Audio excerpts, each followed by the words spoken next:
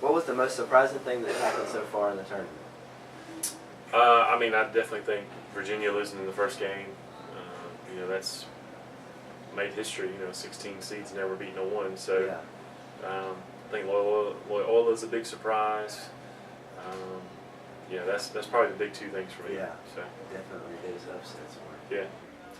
I think UMBC coming through strong against Virginia, that was huge. Usually when I see a team in the tournament, I see a team like UMBC, I'm like, this team doesn't look too good on paper, but then when you see them in person, it's a different story, and they really just came out ready to attack Virginia.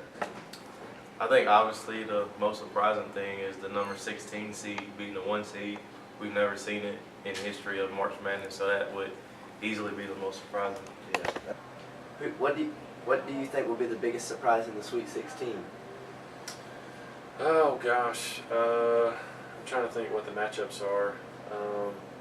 Syracuse is playing really well. I think they're a big surprise. Good chance against Duke. I think they do. Yeah. I think Duke wins, but I think Syracuse makes it close. Close game. Some of the, Nevada's playing really well. I mean, I think you could see, like we had, 10 or 12 years ago when you had 2 12 or 13 seeds in the Final Four with like George Mason and some of those guys. Yeah. So I think this is definitely one of the years where there's just a lot of parity. Yeah. So, a lot of unexpected stuff. oh yeah, for sure. Yeah.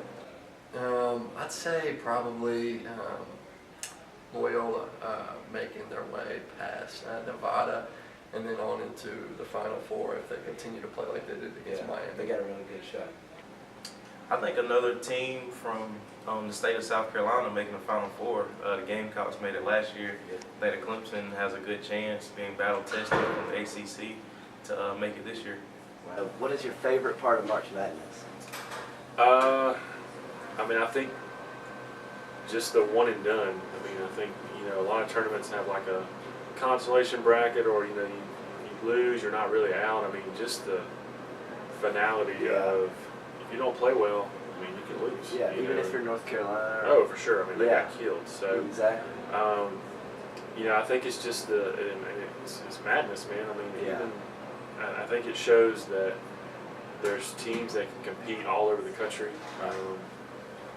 AAU basketball and these high-level tournaments, really close the gap between these great players on teams like Duke's and North Carolina's. I would say usually keeping track of my team, the Tar Heels, even though they didn't do as great as they could have. And watching the brackets and all this really fun. Just the smaller schools getting a chance to show what they have as far as exactly.